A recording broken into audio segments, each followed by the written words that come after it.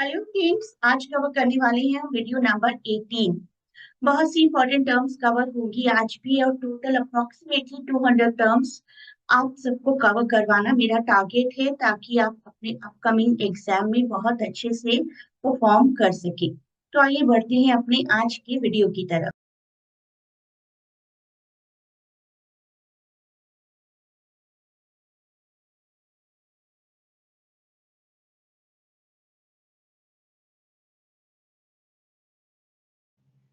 ये है वो सभी टर्म्स जो आज कवर करने वाले हैं। आप में से सभी ने इनसे रिलेटेड क्वेश्चंस देखे होंगे। राइम रॉयल का क्वेश्चन था अभी यूजीसी एग्जाम में।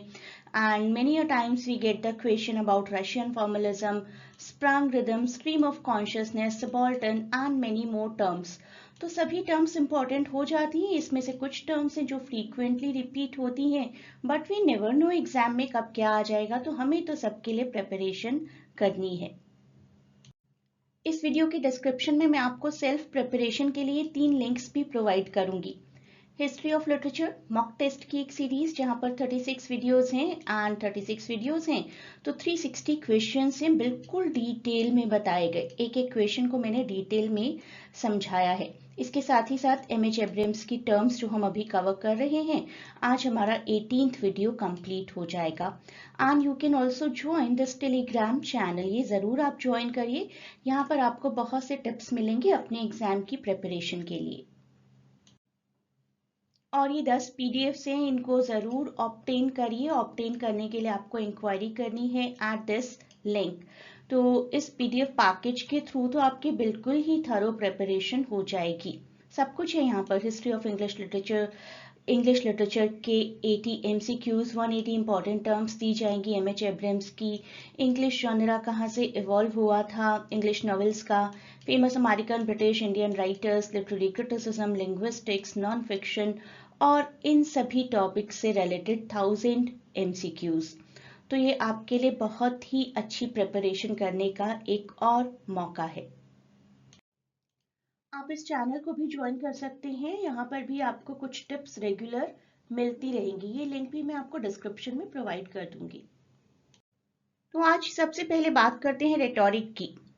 एरिस्टोटल जी ने डिफाइन किया रेटोरिक को: the faculty of observing in any given case the available means of persuasion. किसी को आप किस तरीके से परसुएट कर रहे हैं किसी काम को करने के लिए या इवन ना करने के लिए।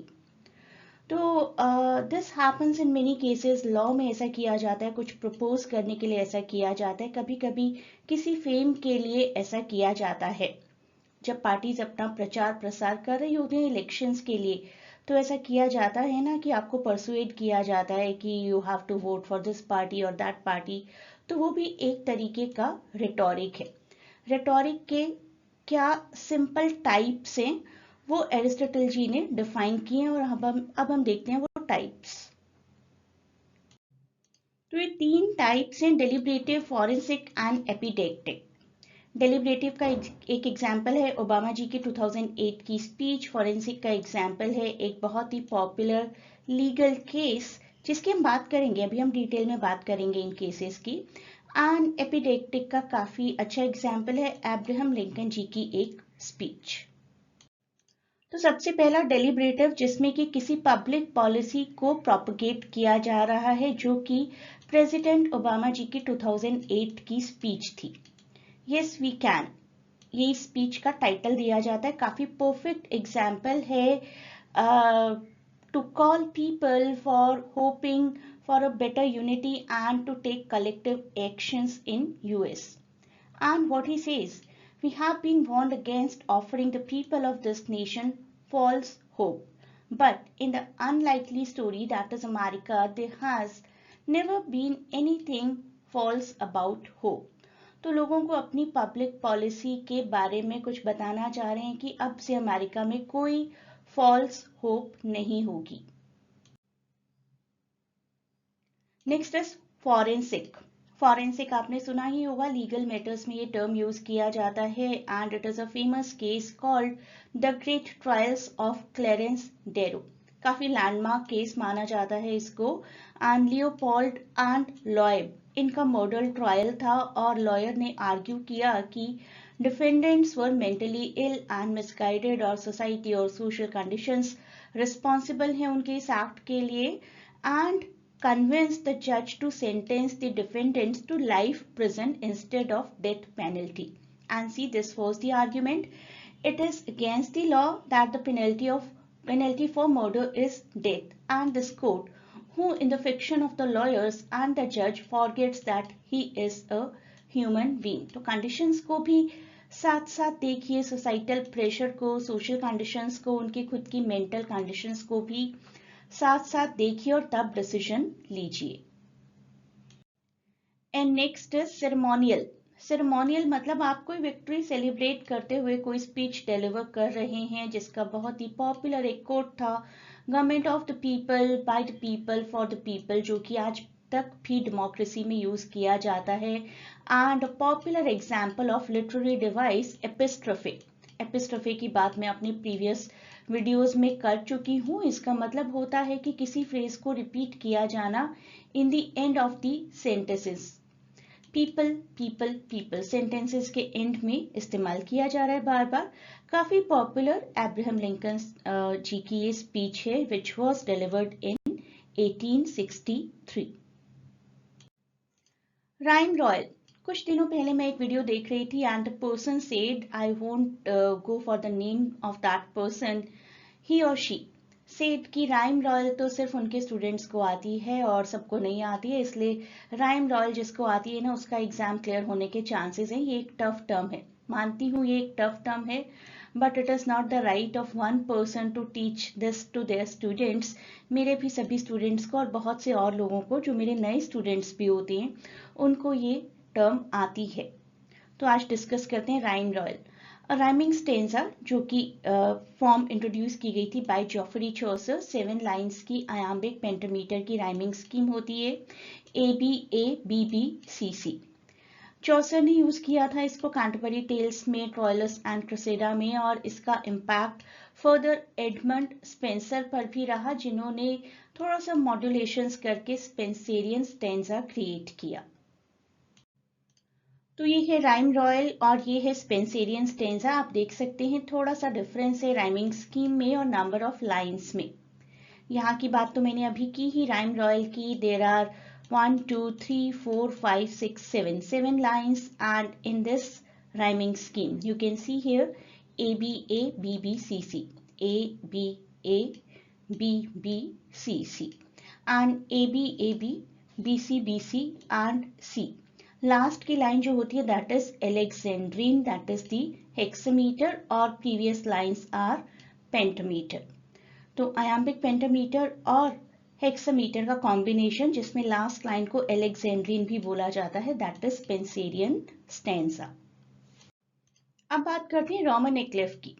रोमन एक्लिफ एक ऐसा नॉवेल जहां पर रियल टाइम इवेंट्स को दिखाया जाता है बट इन अ फिक्शनलाइज्ड वे, और जनरली इसका पर्पस होता है कंट्रोवर्शियल टॉपिक्स को एड्रेस तो करना लेकिन लीगल कॉन्सिक्वेंसेस से बचना. आपने बता भी दिया लेकिन डायरेक्ट नाम भी नहीं लिया, जैसे कि Guru movie 2007, Abhishek Bachchan, Aishwarya Rai. That was very much inspired by the life of Dhirubhai Ambani, but the name was never directly used. Primary Colors, that was about Bill Clinton's 1992 campaign. And 1984 के बारे में तो हम सब जानते ही हैं कि किस तरीके से टोटलिटेरियनिज्म को दिखाया गया था, रशियन रेवोल्यूशन को दिखाया गया था, but in a very very indirect way.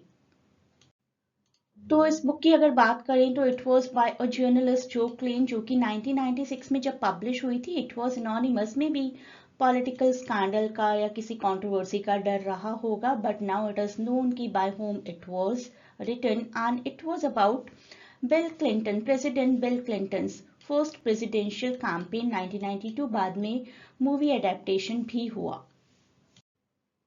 अब बात करते हैं रशियन फॉर्मलिज्म की. 20th सेंचुरी का एक लिटरेरी मोमेंट है जिसने बहुत ज्यादा कॉन्सेंट्रेट किया फॉर्म और टेक्निक पर रादर देन दी कंटेंट और इवन कंटेक्स्ट. ना तो मीनिंग ना तो कंटेंट, लेकिन क्या क्या फॉर्म यूज किए गए हैं, लिटरेरी डिवाइसेस क्या है, राइमिंग स्कीम क्या है, और क्या क्या टेक्निकल चीज़ें हैं जो कि किसी टेक्स्ट में इस्तेमाल की गई हैं।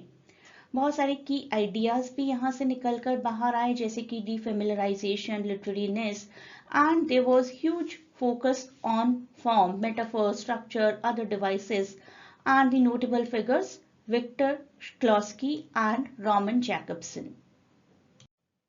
नेक्स्ट बात करते हैं साइंस फिक्शन एंड फैंटेसी की। आपको बहुत बार क्वेश्चंस आ जाते हैं यहाँ से कि which of the following is a science fiction, which of the following is not a science fiction. फ्रैंकेनस्टीन by Mary Shelley, The Time Machine by H.G. Wells, which was too much based upon imagination, magical, mythical elements, Hobbit by J.R.R. Tolkien, and Chronicles of Narnia by C.S. Lewis. तो दोनों में थोड़ा सा difference है। Science fiction में scientific principles को use किया जाता है और फ्यूचर पॉसिबिलिटीज दिखाई जाती हैं, और फैंटेसी में थोड़ा सा इमेजिनेशन और सुपरफिशियल फिगर्स को इस्तेमाल किया जाता है। तो science fiction relies on science and physics, and fantasy is rooted in magic and supernatural. Senecan tragedy is a combination of 10 tragedies written by ancient writer Seneca. 5 act का structure हुआ करता था। Violence, horror, deep psychological conflicts, ये सभी दिखाए जाते थे। Major place की अगर बात करें तो मीडिया, फेडेरा एंड थायस्टिस। इन्हीं प्लेस ने इन्फ्लुएंस किया रेनेसांस एरा के कई प्लेस को, एलिजाबेथन ड्रामास को, Hamlet and Macbeth and King Lear काफी अच्छे इंस्पिरेशनल एग्जाम्पल हैं फ्रॉम सेनेकन ट्रेजेडी। तो ये हैं वो 10 प्लेस जो कि सेनेकन ट्रेजेडी का पार्ट हैं, जिनको मैंने डिटेल में अपनी पीडीएफ में बताया है। Next is sententious. ऐसा कोई वर्क जिसमें बहुत ज्यादा एफोरिज्म्स, प्रोवर्ब्स, मैक्सिम्स, सेइंग का इस्तेमाल हो, इस तरीके के सेंटेंसेस बहुत ज्यादा हो। Action speak louder than words, the early bird catches the worm, knowledge is power, patience is a virtue, हम सभी जानते हैं और काफी क्लीशे भी हैं ये सभी स्टेटमेंट्स। इनका ओवर यूज करना in some text is called sententious. Next is sentimentalism. Sentimentalism refers to excessive display of emotion. किसी वर्क में बहुत ज़्यादा इमोशंस डिस्प्ले किए गए हैं, सिंपैथी, टेंडरनेस, और कभी कभी तो ऐसा लगता है इतना ज़्यादा ड्रामा चल रहा है कि it is quite negative. Over use of cliches to convey emotion. Historical examples include the tragic child death. इस तरीके के सीन्स दिखाना कि कैरेक्टर्स तो इमोशनल हो ही जाएं, साथ ही साथ ऑडियंस भी इमोशनल हो जाए। इमोशंस का ओवरडोज बेसिकली। पैमेला और virtue rewarded by Samuel Richardson is a very good example of sentimental novel. Sibilance. Sibilance का मतलब है कि एक हिसिंग साउंड का आना। हिसिंग साउंड और हशिंग साउंड, स, श, थ, फ, ऑडिटरी इफेक्ट क्रिएट करता है, स्मूथनेस को इवोक करता है, जैसे कि sadly Sam sold 7 venomous serpents to Sally and Cyrus in San Francisco। तो पूरा सेंटेंस बोलते हुए बहुत ज्यादा हिसिंग साउंड आया। और जो भी सेंटेंस जहां पर सिबिलेंस प्रेजेंट होगा वहां पर एलिट्रेशन भी होगा, तो आप क्लियरली यहां पर एलिट्रेशन देख पा रहे होंगे। अब बात करते हैं स्पीच एक्ट थियरी की, which was developed by the language professor, language philosopher John Austin, J.L. Austin. Locutionary act, illocutionary act and perlocutionary act, ये इसके 3 कंपोनेंट्स हैं। It means the act of saying something, किसी statement को बस बताना, और illocutionary act is अपना intention बताना, प्रॉमिस या कमांड, और perlocutionary is the impact, the effect on listener. इनके एग्जाम्पल्स भी देखते हैं। लोक्यूशनरी में आप कह रहे हैं किसी को, I am going to the store, तो सिर्फ इतना कहना, आपने अपनी बात बता दी, that is locutionary act. Illocutionary act, I promise to go to the store later, आपने अपना इंटेंशन भी बताया, और उस इंटेंशन का क्या इम्पैक्ट होता है लिसनर पर। लिसनर इज वेरी अश्योर कि हाँ ठीक है आप जाएंगे स्टोर, तो the listener feels reassured or trusts the speaker more, that is perlocutionary. Sprung rhythm was developed by G.M. Hopkins. बहुत बार ये क्वेश्चन आता है। Sprung rhythm is a kind of rhythm जिसमें कि variable number of unstressed syllables हो सकते हैं। Windhover by Hopkins is a good example of sprung rhythm in itself. Stream of consciousness के बारे में मेरा एक डिटेल्ड वीडियो भी है, और कुछ नोटेबल एग्जाम्पल्स की अगर बात करें तो Ulysses and Mrs Dalloway, James Joyce और वर्जीनिया वुल्फ दोनों ही काफ़ी अच्छे प्रोपगेटर माने जाते थे स्ट्रीम ऑफ कॉन्शियसनेस के, जिसके थ्रू हमें कैरेक्टर की थॉट्स का फ्लो पता चलता है। सबाल्टर्न इज अ टर्म जो कि पोस्ट कॉलोनियल थियरी में मार्जिनलाइज्ड ग्रुप्स के लिए यूज की जाती है, जिनको कुछ कहने की कोई आज़ादी नहीं होती। गायत्री स्पिवक जी का काफ़ी पॉपुलर ऐसे भी है, कैन द सबाल्टर्न स्पीक। इस ऐसे को आप वीडियो फॉर्म में ज़रूर देखें, बहुत एनहांस हो जाएगी आपकी इंफॉर्मेशन अबाउट दिस टर्म। बहुत से लोग सोचते हैं कि this term was given by Gayatri Spivak. Gayatri Spivak ji ने इस टर्म को पॉपुलर किया, उनका बहुत बड़ा कंट्रीब्यूशन था, but it was coined by Antonio Gramsci. Next term is subtext. कुछ अनस्पोकन इमोशंस किसी स्टोरी के, ड्रामा के, स्पीच के ड्यूरिंग अ कॉन्वर्सेशन जो कि रिटन डायलॉग्स नहीं है, लेकिन उनका भी इमीडिएट इफेक्ट आता है ऑडियंस पर, रीडर्स पर, और ज़रूरी नहीं है कि वो स्टोरी में बहुत ही डायरेक्टली रिवील किया जाए। द ग्रेट गैट्सबी को आप सब जानते ही हैं, सब टेक्स्ट का काफ़ी अच्छा एग्जाम्पल है। फिट्जजेरल्ड जी का बहुत ब्यूटीफुल 1925 का नॉवेल है। देखिए किस तरीके से गैट्सबी जी ने अपनी गर्लफ्रेंड डेजी को बहुत एक्सपेंसिव शर्ट्स गिफ्ट की, बहुत सारी, और किस तरीके से हमारे नैरेटर ने उस इंसिडेंट को बताया। निक कैरेवे जो कि नैरेट कर रहे थे। I've got a man in England who buys me clothes. He sends over a selection of things at the beginning of each season, spring and fall. He took out a pile of shirts and began throwing them one by one before us. Shirts of sheer linen and thick silk and fine flannel, which lost their folds as they fell and covered the table in many-colored disarray. While we admired, he brought more, and the soft, rich heap-mounted higher shirts with stripes, scrolls, and plaits in coral, apple green, lavender, faint orange, with monograms of Indian blue. Suddenly, with a strained sound, Daisy bent her head into the shirt and began to cry stormily. Daisy जो कि बाद में बहुत practical हो गई थी, इस scene तक तो बहुत इमोशनल थी। तो यहाँ पर सबटेक्स्ट क्या है? डेजी का इमोशन। डेजी का रोना हमें नहीं दिखाया गया, हमें डेजी का इमोशन दिखाया गया। Daisy while an emotional character could not possibly be crying over the beauty of these shirts. ऐसा नहीं है कि वो शर्ट्स को देखकर रो रही थी। वो क्यों रो रही थी? Because all these years she missed the immense love of Gatsby. उन दिनों को, उन सालों को याद कर रही थी जब वो गैट्सबी के साथ नहीं थी। अब हम बात करते हैं सरियलिज्म की। एक मोमेंट था which emerged after world war one, जिसका फोकस था एक्सप्रेशन पर, अनकॉन्शियस माइंड्स पर। ड्रीम लाइक इमेजरी इस मोमेंट में काफ़ी शो किए जाते थे।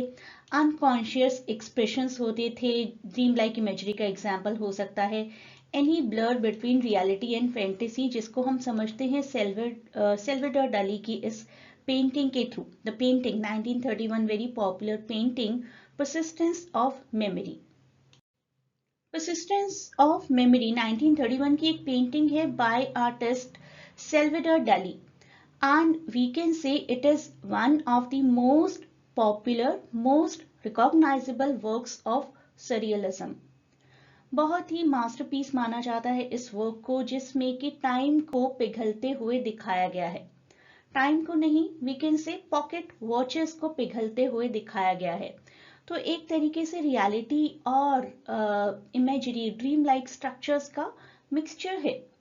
ये वर्क उनकी आर्ट को एप्टमाइज करता है। सॉफ्टनेस और हार्डनेस को देखिए किस तरीके से उन्होंने मिक्स किया है। सॉफ्टनेस और हार्डनेस को मिक्स करना basically was central to the thinking of the time during surrealism thoughts. आज की वीडियो में डिस्कस किए गए किसी भी कंसेप्ट में अगर आपको कोई डाउट है, कोई ट्रबल है, you can mention in comments and you may join the live session for all of these mentioned courses: CUET, UGC, GPSC, English Literature optional for UPSC exams. इन सब courses के लिए online classes available हैं along with the coaching for IGNOU Masters English. You can contact on this WhatsApp or you can contact on this Telegram link. I'll provide both the links in description of this video.